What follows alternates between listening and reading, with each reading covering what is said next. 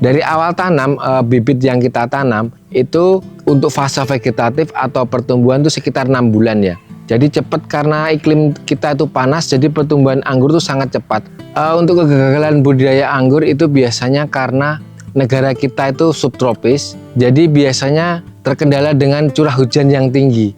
Jadi ketika curah hujan tinggi, anggur itu karena kulitnya tipis seperti ini, jadi rentan buahnya pecah. Jadi kita harus kalau mau bisa panen sepanjang musim, setahun bisa 3 atau 4 kali dibuahkan dan panen, itu kita harus memakai greenhouse. Untuk masa vegetatif itu biasanya pupuknya yang penting ada unsur nitrogen ya. Untuk pupuknya itu bisa pakai apa aja. Jadi bisa pakai pupuk kotoran hewan atau limbah dapur, air lindi, terus pupuk urin kelinci. Jadi pupuk-pupuk organik yang kandungannya itu nitrogen itu bisa untuk pertumbuhan. Untuk dosisnya kalau kimia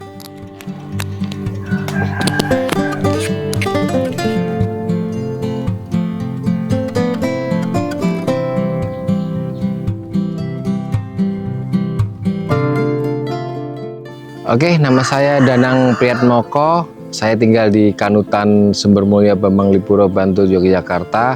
Dan kebetulan saya adalah owner Jogja Anggur yang dimana kebunnya di sini. Saya berbudidaya anggur udah sekitar 8 tahun yang lalu. Jadi kita udah punya 3 kebun. Jadi kebun kita ada Jogja Anggur 1, Jogja Anggur 2, dan Jogja Anggur 3. Dan kebetulan yang mau panen kita kali ini kebun Jogja Anggur 3 yang beralamatkan di Sumbermulya Bambang Lipuro, Bantul, Yogyakarta. Awal mula saya tanam anggur dulu berawal dari hobi ya. Jadi saya suka makan buah anggur. Terus sering nonton dulu channel luar negeri. Ternyata anggur itu buahnya sangat bagus ya. Jadi kita mencoba untuk berbudidaya di iklim tropis yang dimana memang agak berbeda dengan negara asalnya sana. Karena di negara asalnya itu negara 4 musim subtropis, sementara di Indonesia itu beriklim tropis cuma 2 musim. Jadi awalnya dulu kita ragu apakah anggur bisa berbuah di sini, dan ternyata anggur itu bisa berbuah di iklim tropis. Jadi teman-teman yang belum tahu, ternyata anggur itu malah cocok di negara yang panas ya. Jadi persepsi kita dulu anggur itu cocoknya di musim dingin, ternyata anggur itu bisa dan malah bagus ketika musim panas. Untuk jenis-jenisnya yang kita tanam di sini semuanya impor ya. Ada yang kita ambil dari Ukraina, Amerika, Jepang, Korea, jadi macam-macam. Jadi semuanya dari negara subtropis ya. Jadi waktu kita ngambil dulu, kita memang bersama grup dengan teman-teman, ada yang ngambil jenis cuttingnya kita tumbuhkan di sini, kita coba budidaya. Memang ada yang cocok dan ada yang enggak. Jadi dari situ kita udah 8 tahun berkebun anggur, jadi kita menanam dan kita pilih jenis-jenis yang cocok dan mudah dibudidaya di Indonesia. Jadi kita seleksi dari yang susah atau yang mudah, jadi kita pilih yang mudah aja sehingga bisa berbuah dengan bagus di iklim tropis. Untuk kegagalan budidaya anggur itu biasanya karena negara kita itu subtropis, jadi biasanya terkendala dengan curah hujan yang tinggi. Jadi ketika curah hujan tinggi, anggur itu karena kulitnya tipis seperti ini, jadi rentan buahnya pecah. Jadi kita harus kalau mau bisa panen sepanjang musim, setahun bisa 3 atau 4 kali dibuahkan dan panen, itu kita harus memakai greenhouse. Jadi ketika kita pakai greenhouse, terlindung dari curah hujan yang tinggi, jadi buahnya tetap aman ketika kita buahkan di musim penghujan. Nah teman-teman perlu diketahui kalau di negara subtropis sana, itu anggur hanya berbuah 1 kali 1 tahun ya, ketika musim panas saja. Jadi musim dingin, musim gugur, anggur itu dia berhenti tumbuh ya. Nanti musim semi dia baru tumbuh lagi, dan musim panas baru berbuah. Jadi setahun cuma 1 kali dibuahkan. Tapi kalau di negara kita subtropis itu setahun bisa 3 atau 4 kali ya. Jadi sepanjang tahun kita bisa buahkan.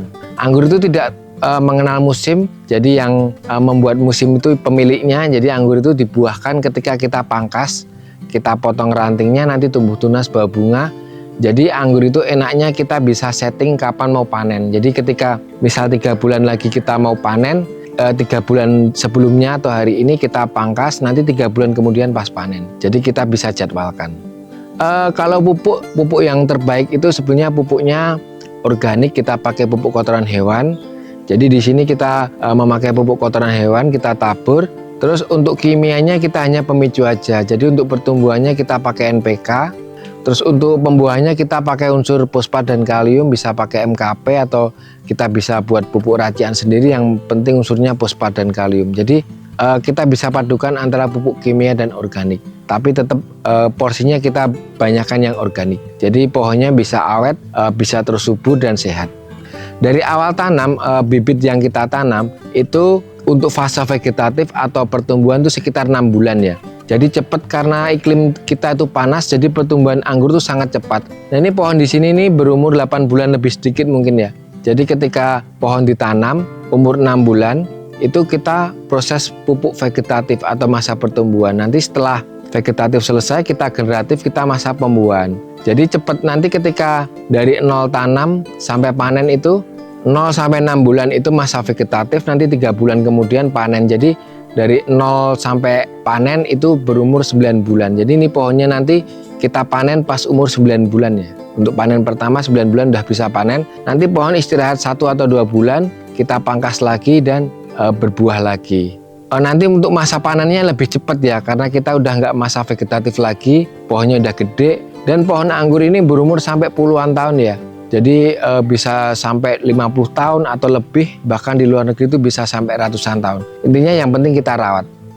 Kalau untuk dalam segi penyakit, anggur itu yang paling banyak menyerang itu adalah jamur. Karena jamur itu datang dari kelembaban udara ya, karena kita di negara subtropis, apalagi ketika musim penghujan, pasti kelembabannya kan pasti sangat lembab sekali, jadi rentan tumbuh jamur. Nah, kita bisa antisipasi, yang pertama bisa pakai fungisida ya, kita semprot daunnya biar aman dari jamur, atau pakai greenhouse sehingga daun anggur terjaga dari kelembaban curah hujan. Jadi itu hama yang sebetulnya yang paling banyak menyerang tuh jamur. Kalau untuk hewan semacam hewan trip, belalang, terus ulat itu jarang ya, mungkin bisa kita semprot perawatan aja, nanti hama-hama itu udah nggak datang lagi. Jadi untuk penanganan hamanya itu tergolong lebih mudah, sangat mudah lah.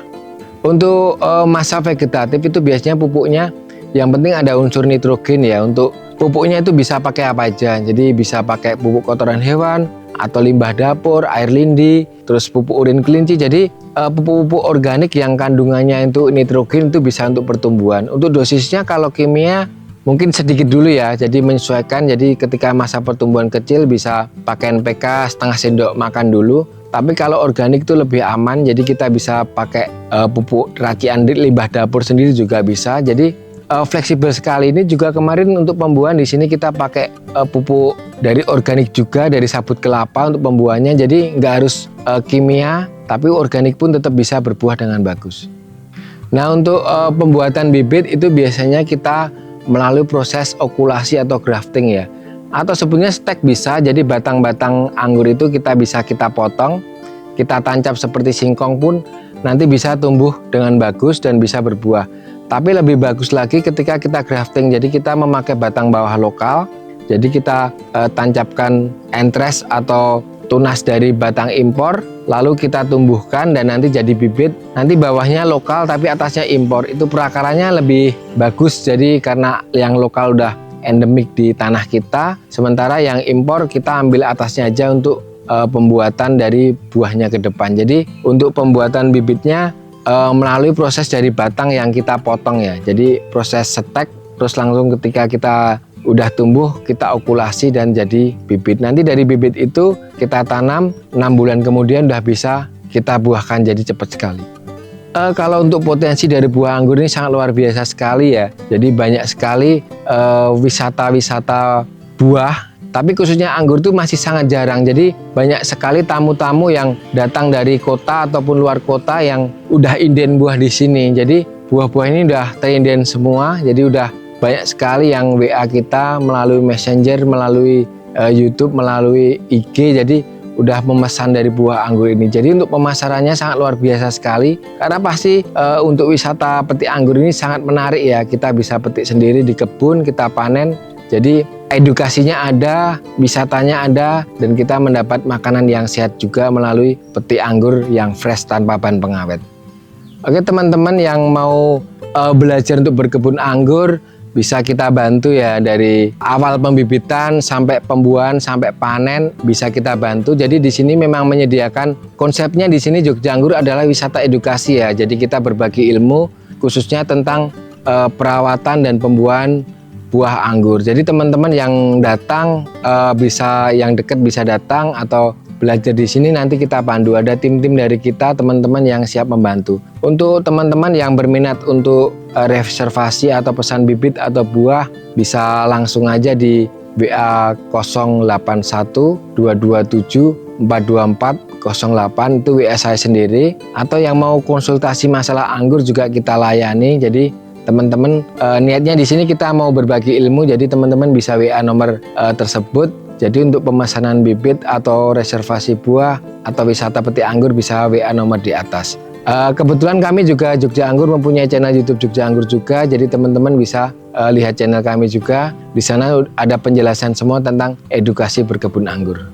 Nah itu teman-teman, terima kasih semuanya. Jadi teman-teman anak muda khususnya calon petani milenial yang ingin berkebun. Jadi konsep kebun atau pertanian itu sangat menjanjikan sekali ya, karena di situ terdapat bahan pangan yang pasti dibutuhkan untuk sektor makanan dari yang kita butuhkan sehari-hari, dan peluang usahanya itu sangat terbuka lebar ya, khususnya buah-buahan, makanan itu sangat terbuka lebar.